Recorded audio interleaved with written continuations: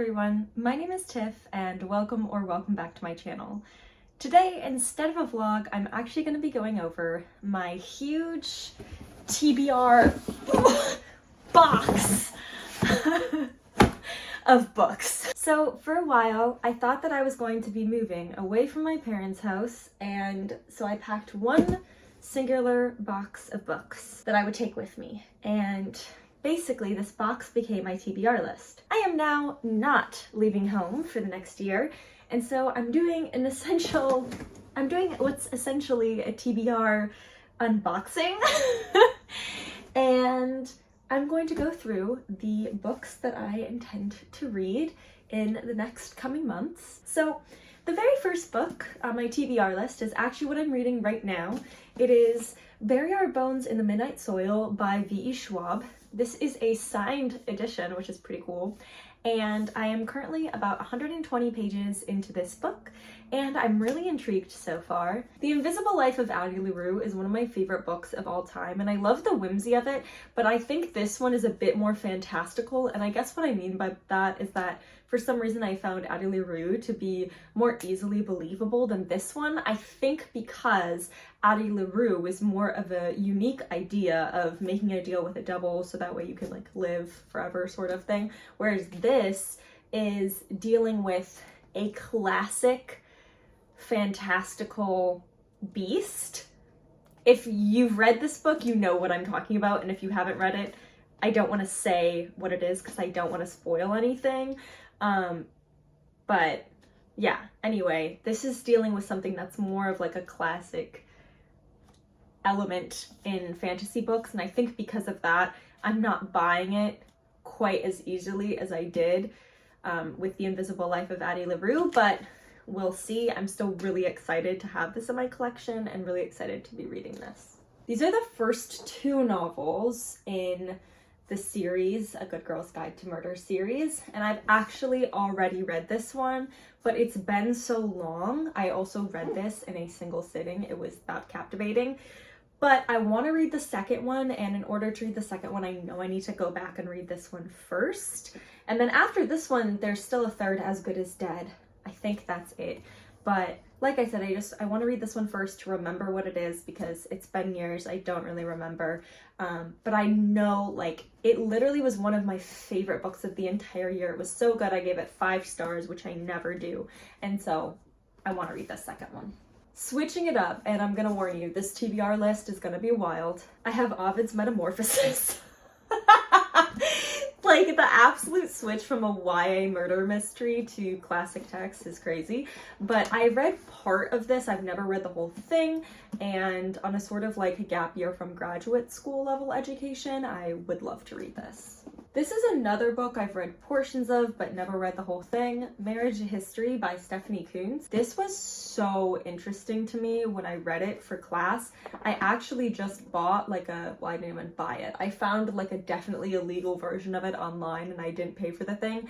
And then after the class, I went and bought the book because literally was so good. Turns out marriage has not always been about love. It is not always about a connection, and Stephanie Coontz is super interesting. So this is more of like an academic book for sure, but I want to read the whole thing. Next, we have a classic I've wanted to read for years, Crime and Punishment by Dostoevsky. This is the Penguin Classics Deluxe edition of Crime and Punishment, and yeah, I've been meaning to read this for years. I love this edition. It's so cool, but I think it's a good fall book to read. Another one that I think is a bit bitter in tone is No Longer Human. I picked this up in the library a few years ago. I ended up reading about half of it in the library, and in the bookstore, and then I just bought it.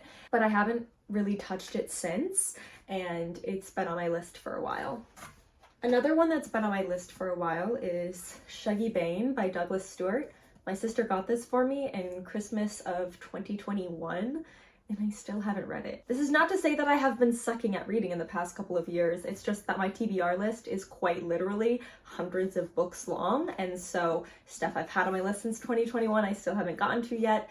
But again, this feels like a fall book to me. I like to read depressing stuff in fall, I guess, so this is on there. Next, I have Sally Rooney's Intermezzo. I actually got 80 pages through this and I just put it down. I think my issue was not that it was a bad book, but I kept trying to read little pieces of it, put it away for months, and then start reading it again. And I don't think that works well for Sally Rooney books. I feel like that actually only really works well for me when I'm reading like a cheesy romance, that if I've forgotten some of the details, it like almost doesn't even matter. Whereas this one, there's different POVs and stuff, and I just forgot the details. So we are going to dive back into this because I do think I'll really enjoy it. I have one of those rare ones that didn't like Normal People and then liked Beautiful World, Where Are You? I feel like you either like one or the other. This one I was enjoying, and I love the chess element. I loved chess when I was younger. Never really got into the strategy of it, but I just enjoyed playing it. And so I really do want to finish this book. I have History of Wolves by Emily Friedland, I don't know, on my list. I've read this book already, but I really want to read it again because I think I only got about half of it. It is so densely captivating that it's just a book you have to read more than once. And again, the darkness of fall, probably November, December, is when I want to read this one. The Rings of Saturn by W.G. Sebald is next on my list. I actually got this as a gift from a professor. That is why it's on my list. I probably wouldn't have read it otherwise, but yeah, he wrote a little note for me. And so, of course, it's on my list now. So thank you, Yost. The Woman Destroyed by Simone de Beauvoir. This is embarrassing. I think it's Simone. But this I literally just bought because the cover and the title attracted me. The Woman Destroyed. Absolutely. I've been a woman destroyed. Let's talk about it. I want to read this book. This is another one that I want to reread. A Year in the Life of William Shakespeare, 1599 by James Shapiro. Read this once, but I didn't take notes on all of it. I need to read it and take notes on it. Like, that just needs to happen. This is a fantastic book of scholarship. Gonna read that. Next, I have The Only Short Story Collection, which is a manual for cleaning women by Lucia Berlin. I don't have short story collections. I'm not really a short story person, but when I've had to read short stories for class, I've usually enjoyed them. So I think I just don't tend to pick them up because it feels weird to me to say that I read a book when I actually just like read a bunch of small stories. But I've heard good things about this one, and I used to work as a janitor, so I saw Cleaning Woman and I was like, sure. Next, I have Much Ado, A Summer with the Repertory Theatre Company by Michael Lenahan. This is about a production of Much Ado About Nothing, and that the American Players Theater did, which that is one of my favorite theaters. It's located in Spring Green, Wisconsin, and actually a coworker of mine got me this book just as a gift, so it's been on my list for a while to read. Next, I have another reread, The Secret History by Donna Tartt. This is one of my favorite books of literally all time. Like, when someone asks me what my favorite book is, I always say two. I say Extremely Loud and Incredibly Close by Jonathan Safran Foer, and this book, The Secret History by Donna Tartt. This is also the quintessential dark academia book. It is so deeply lyrical, almost obnoxiously so, and I mean that as the highest compliment. And I also think Donna Tartt is a fascinating person. I love that she just kind of disappears to go write for 10 years painstakingly over a novel and then appears to do some press and disappears again. This book is nothing short of genius, and I can't wait to read it again this fall, and I hope to start it very soon. This is another one that I've read, oh gosh, how much of? 177 pages. Yikes. I literally am almost halfway through it and I'm gonna have to start over. It is Bram Stoker's Dracula. Again, I have the Penguin Classics Deluxe edition of this. Gotta put the bookmark away, which is great. I do think this is a lovely choice for the winter, fall, Halloween time, naturally. But yeah, I literally almost got halfway through it and I stopped, not because it was bad, just in spring semester I started and stopped a couple of books, And I don't want to say like DNF because it's not a hard DNF, like I'm going to finish this book. It was just, I ran out of time. It was my last semester of my master's program and academic reading had to come first, which is unfortunate, but there you have it. All right, Maggie O'Farrell's Hamnet. This is gonna be the year I finish this book. I have been meaning to read this for so long. I love Shakespeare. Like, I can't believe I haven't read it yet, but I haven't. Enough said. This is another one that I read about 50 pages of and then didn't read. It was just not the time. This is a book I think I need to sit with and read slowly, and I do think I'm gonna love it. Norman Rush's Mating. Yeah, it was really fascinating when I started reading it, but the font is quite minuscule and she's hefty, so I need the time to sit and contemplate and eat it up. Like with Secret History, like sometimes you just need time for these books. So next I have Fredrik Backman's Us Against You. I absolutely love Fredrik Backman. He's amazing. A Man Called Ove was so great. I've read My Grandmother Asked Me to Tell You She's Sorry. I've read Anxious People. I've read Britt Marie Was Here, and I really want to read this one. I also need to read Beartown. There's so many books. I feel like he just keeps coming out with them and every single one is a banger. So yeah, this is high on my list. And just the look of it, I'm like, this is giving November, December to me. This is my favorite time to read books, if you can't tell also.